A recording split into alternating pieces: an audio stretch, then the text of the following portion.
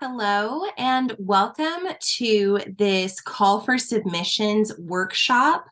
My name is Antoinette Chanel and I am presenting this workshop today on behalf of my small business, Feathered Press Indie Publisher.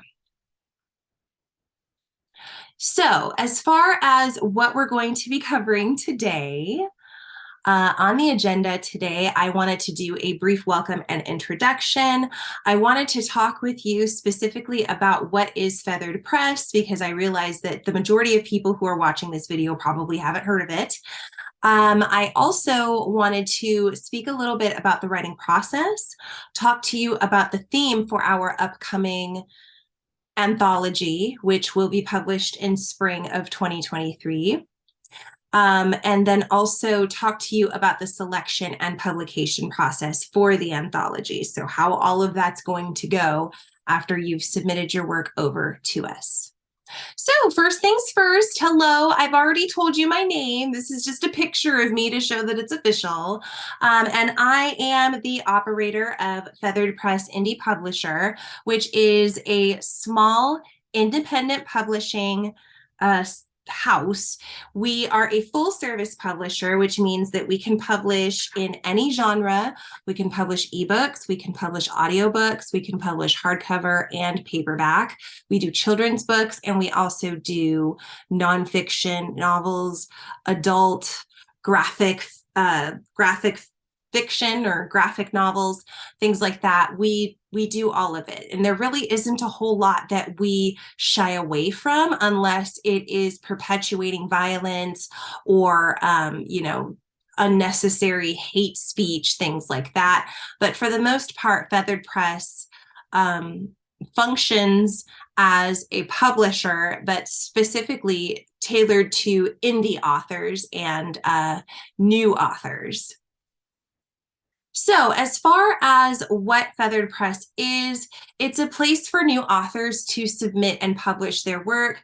I am a former English major and English professor, so I'm very aware of all that it takes in order to write something and submit it somewhere and either get paid for it or get acknowledged for it or have that published somewhere. It's a difficult game. So part of why I established Feathered Press was that I wanted to give creative people an outlet that gave them a chance to have their work featured that maybe wasn't always going to be so stringent as some of the other bigger publishing houses or other places that do these types of calls of submission. It's a place for artists to connect with authors. So if you're somebody who creates art, you are either a photographer or an illustrator, an artist of some sort, and you would like to create art for covers, create art for the interior of a publication, do layout for the interior of a publication, all of that is perfectly okay. That's actually encouraged at Feathered Press. We would like to connect people with the folks who have the projects, the people who have written the books, so that they can get working on creating something.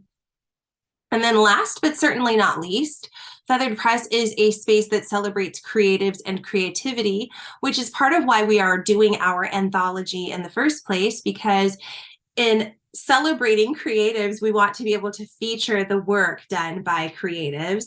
And since I'm an English professor and an English major and writing is dear to my heart, getting to feature the creative writings of other authors, other people who are enthusiastic about the craft, makes me excited when it comes to operating Feathered Press. And so this is just a visual representation of the things that I was saying to you previously, but I wanted to reiterate the idea that we really are a place for different types of creatives to come together. So if you have an idea and you're interested in exploring it more, I encourage you to reach out, book a consultation with us. But in the meantime, this anthology is an additional opportunity to have your writing published, also to have it reviewed by someone professional. So if that is a direction that you've always wanted to move in, then that's great. You're in the right place. Also, this anthology is going to need some interior design and also a book cover. So if you're someone who is interested in a project like that, even if you've never done one before, all the more of why we want to speak with you, because we do like amplifying the voices and the talents of people who are newer to the field or who maybe haven't gotten as many projects under their belt. We'd like to give an opportunity for people to do that through Feathered Press. Okay, so aside from what Feathered Press is, who I am, I've shared already that I'm an English professor and I was also an English major. So I'm very enthusiastic about writing and the writing process. And I thought that it might be a good idea for us to go over the writing process together today, because as you start preparing your submissions for the anthology for next year, I want you to be aware of what it is that I am looking for and that my team is looking for in terms of what we would like to see reflected in your submission. And so knowing the basics of the writing process and how that flows is a great place for me to start with you so that you at least understand the expectations that we have. So of course, in the beginning, you start dumping ideas, things are flowing out of your brain and onto the page. This is, where you're doing some of that clustering and chunking. Maybe you're writing small chunks, 3-4 sentences here and there about different aspects of a topic that you're exploring, but that's what the beginning looks like. The middle is working with what you have on the page after you've done your brain dump. So, once you've given it some consideration and written down your initial thoughts, sort of moving those pieces around to make sure that they are organized in a way that's going to flow and make sense, making sure that you featured all of the things that you want to feature. That kind of stuff is indicative of the middle phases of the writing process.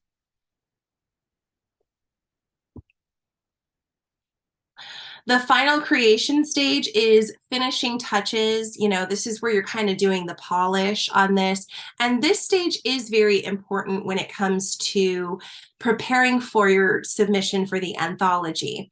We would like to get submissions that are polished and are in the final creation stages with very little work that we need to do in order to get it ready for publication.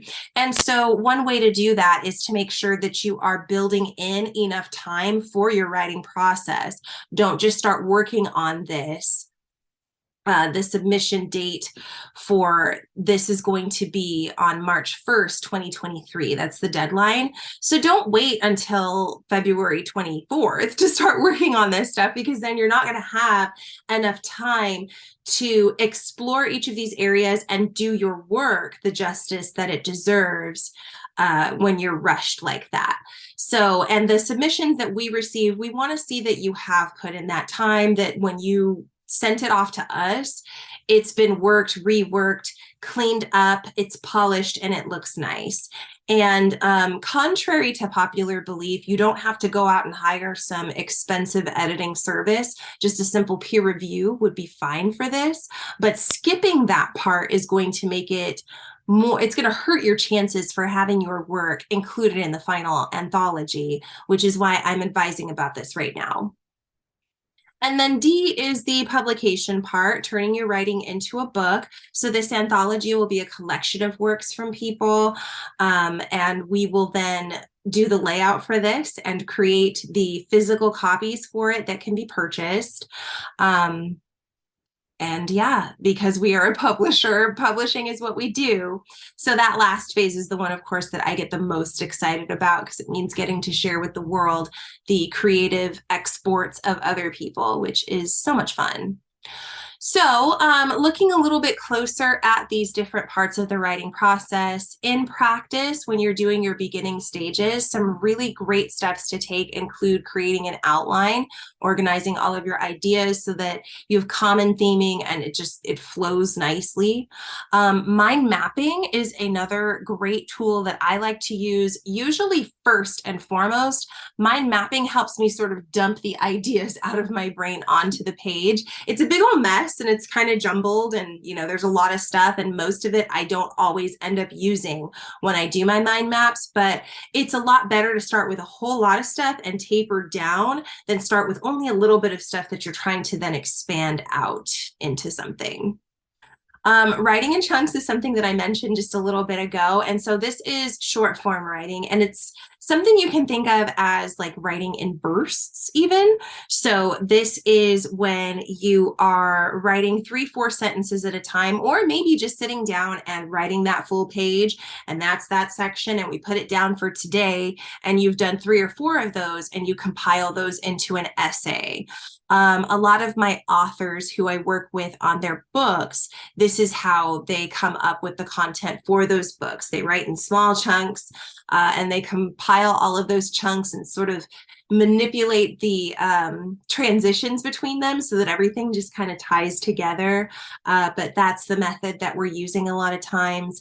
And then brain dumping, this is just listing, writing in bullet points. It's very similar to the mind mapping exercise that I mentioned just a little bit ago, but it's using whatever format is good for you. So if bulleted lists work for you, then that's great. If just writing a plain old list works for you, that's great.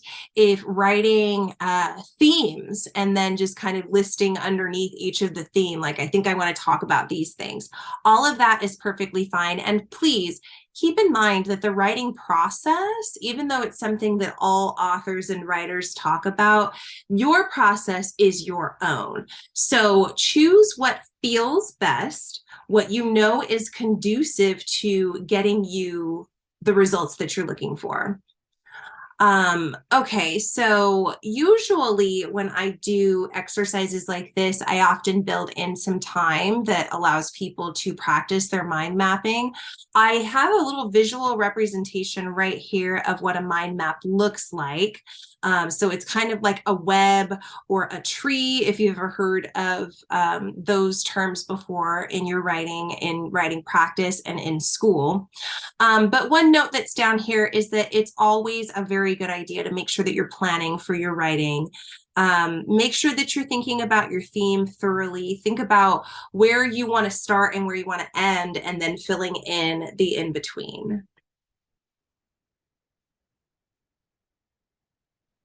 So these middle stages of the writing process, you are further considering the elements in your theme, and you are taking the common denominators, or the things that have things in common, from that mind map that you were creating, or even from some of these chunks or the outlining, the brain dumping you were doing.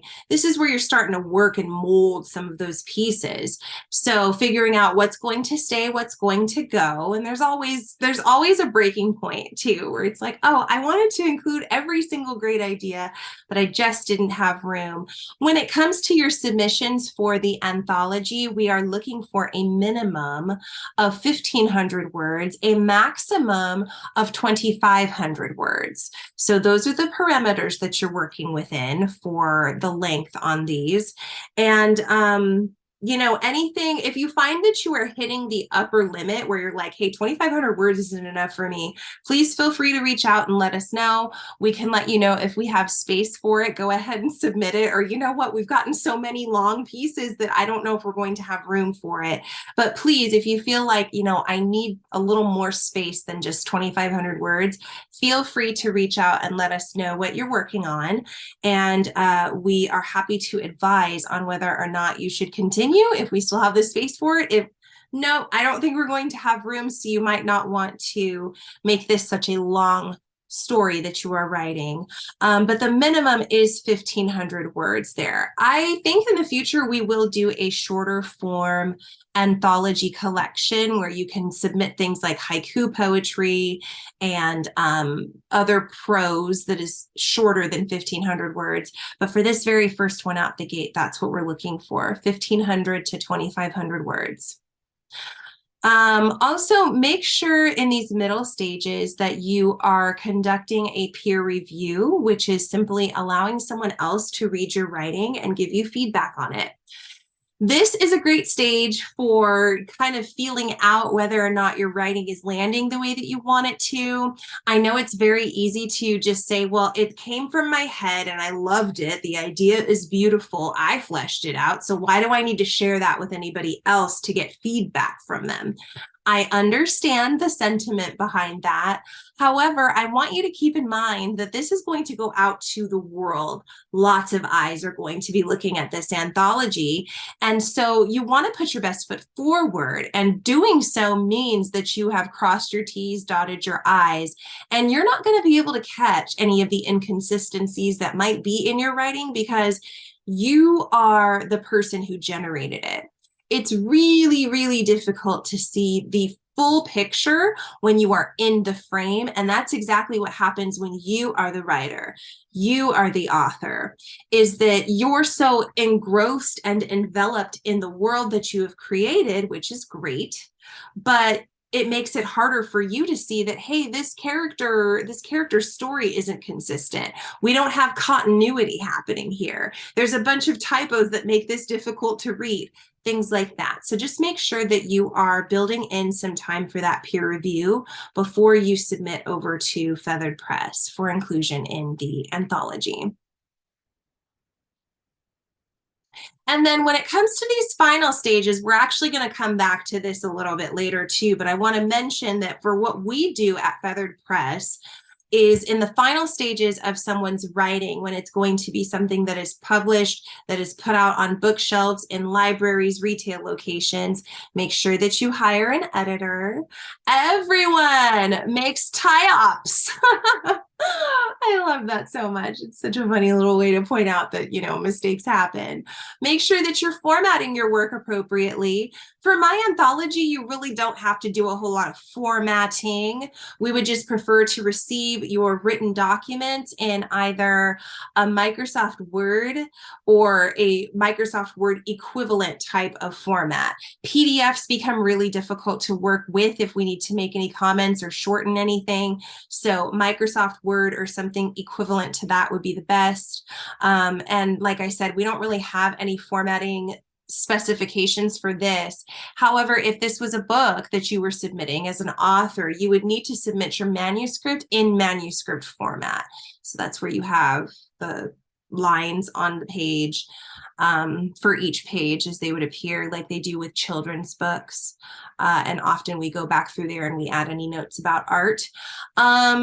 I am not sure if this anthology will also have a digital format. It's possible that that will come later, so don't rule it out entirely, but that's something else to think about in the final stages of the writing process. And then considering how you want the work to be shared as far as publishing and who publishes it and distribution, things like that. So we've covered the writing process, we've covered sort of the ins and outs and some of the steps that I would anticipate that you will want to go through as you create whatever it is that you plan to submit for this anthology for Feathered Press. Now we need to talk about the theme for the anthology itself, and the theme is horror. Now, I know, it's kind of cut off, isn't it? I guess you can't really see the words totally. Sorry about that, you guys, but it does say, what is horror underneath this moon with the silhouette of a tree branch there, kind of invoking that spooky feeling. That is the theme that we are using for this anthology. And I want you to think about this theme in ways that are a little bit different. So what is horror? It is defined as painful and intense fear, dread, or dismay. So that pit that you get in the bottom of your stomach when you realize that something really scary or mortifying or embarrassing is about to happen, or when the fight or flight response kicks in for you, that feeling that you get where everything else that was tertiary, everything else that was ancillary, that just was not that important, suddenly now you have pushed all of that out of view and you are hyper focused on whatever it is that is causing you distress or making you alarmed in that moment. So I want you to think scary, mortifying, shocking, but also I want you to think socially awkward or mentally taxing or relentlessly annoying. So a lot of times when people hear that the theme is horror, they think, oh, this is something that is gruesome and gory and super scary. Scary, yes, but gruesome, it doesn't need to be that unless that's what you want it to be. Now, if you want to write a monster story or a crazy, we've got a serial killer on the loose. If that is the type of theming that you want to go with or the direction you want to take this theming in, that's perfectly fine. But, and I celebrate that. We would love to see submissions of that because that's all included in the creative genre. However, I want my other writers out there, maybe the ones who are more accustomed to nonfiction, they don't do as much fantasy, they don't do as much of the graphic stuff. I want you to think in terms of just what is in the everyday experience so painful, so scary, so mortifying, so embarrassing, so dreadful, so dismaying. Think about those kinds of things. And I have some inspiration for you guys in this presentation as well. So I pulled 25 horror writing prompts, and I actually got this from Masterclass. So these were posted onto Masterclass, and I thought, oh, this is a great list. I'll go ahead and yank that from myself for my webinar. I will link to the place where I got this on Masterclass too, because I do believe in giving credit where it's due, but you can go and check that out further there. Some ideas that are in here that I thought were very interesting. A scary doll comes to life. I mean, that just invokes Chucky so much. But I mean, I have a little Lego over here on the screen too. So, maybe it's a whole army of Legos that comes to life. A scene from A Nightmare Comes True the next day. Days go by and your parents don't come home. You feel yourself slowly becoming a monster, slowly but surely you're growing some claws, slowly but surely your hair is getting way longer or you have more of it in places that you didn't before. Your friends start to disappear and no one else notices. You're lost in the woods and you don't know how you got there. You're inhabited by a ghost that controls you and makes you do crazy things. You have no reflection when you look in the mirror. A teacher is a monster, but no one will believe you. Again, that's another one that we don't necessarily have to lean so far into the fantasy aspect. Maybe it's just a teacher who has it out for you. No matter how hard you study, no matter how hard you prep, somehow he or she always comes back with something that you failed to do or that you didn't do right. And maybe history or whatever class this is that you're in is your favorite subject. And this one person is now creating an obstacle for you in this thing that you like to do. You hypnotize your brother and you can't snap him out of it.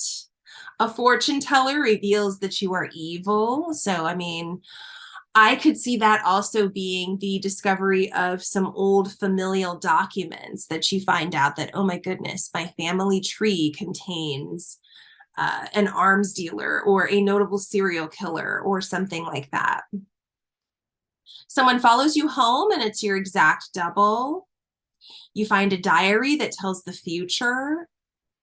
Every time you wake up, you are a different person. That reminds me of Quantum Leap. Your parents explain that you are actually an alien from another planet. You realize that you are shrinking. That's crazy. Although I know that can happen to people. While reading a scary book, you realize that you are a character in it.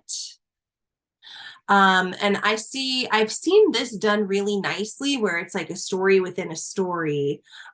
Specifically, Netflix has a special, it's called Love, Death, Robots, I think.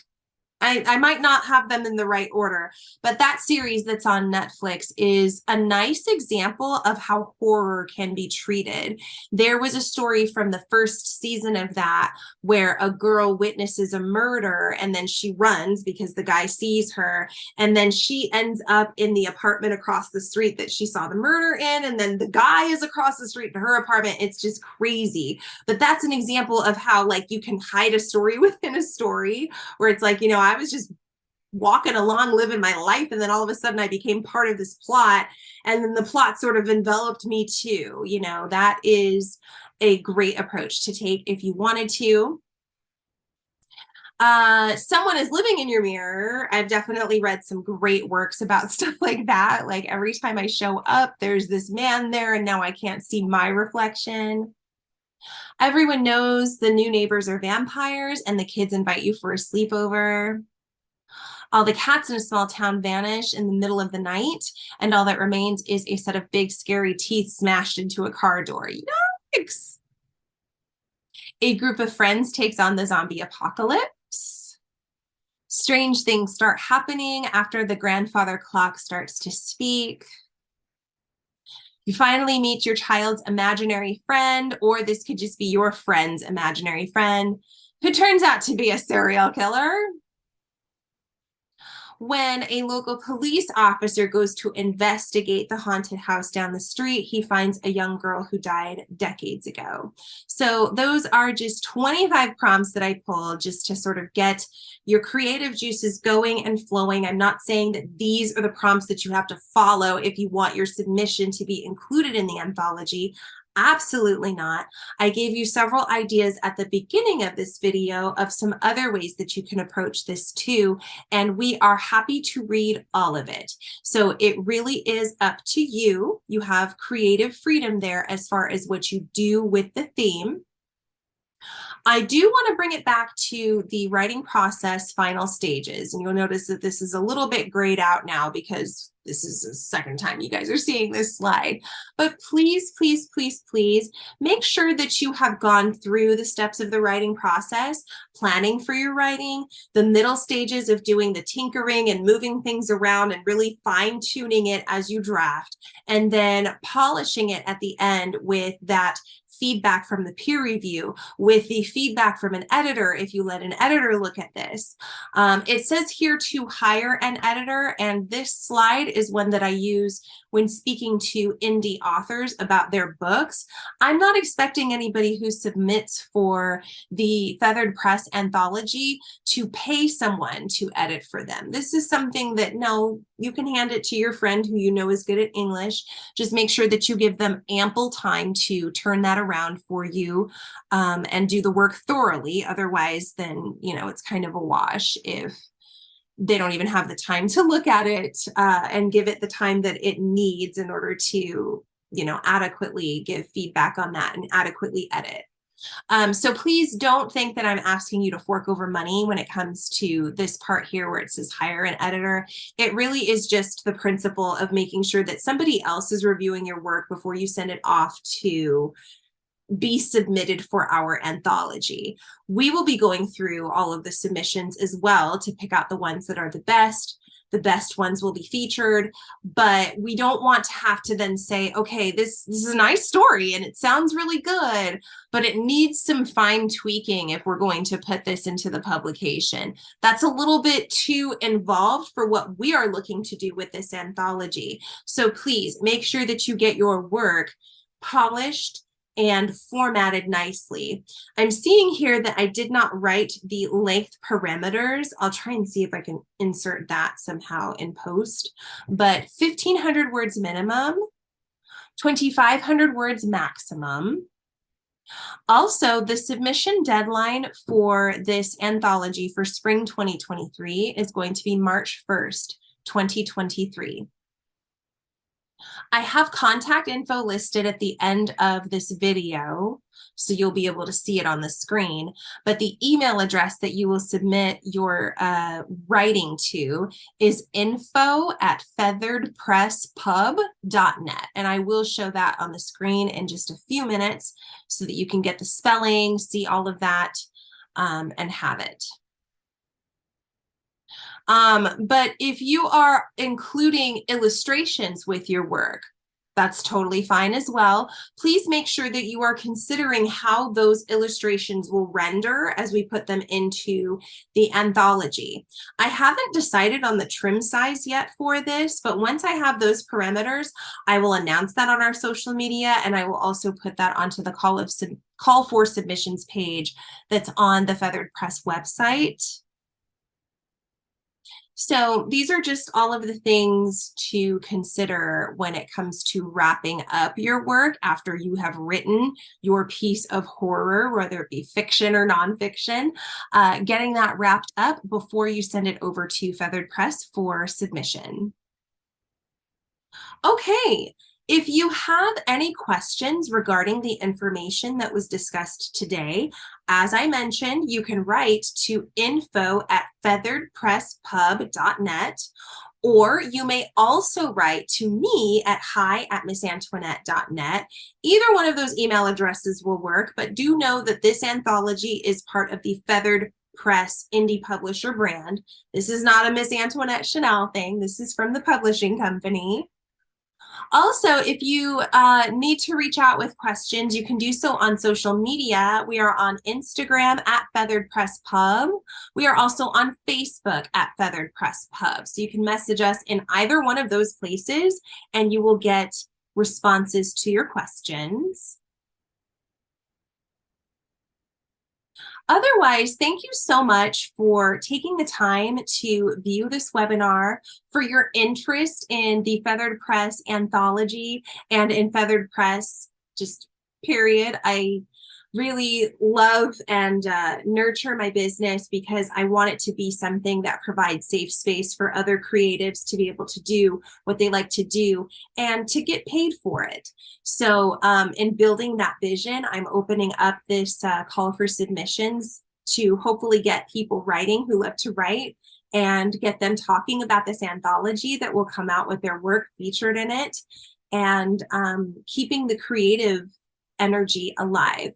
So if you have questions, please feel free to send them via email or through social media. Otherwise, I will come back with an update as to trim size and, you know, where we're moving as far as the anthology is concerned.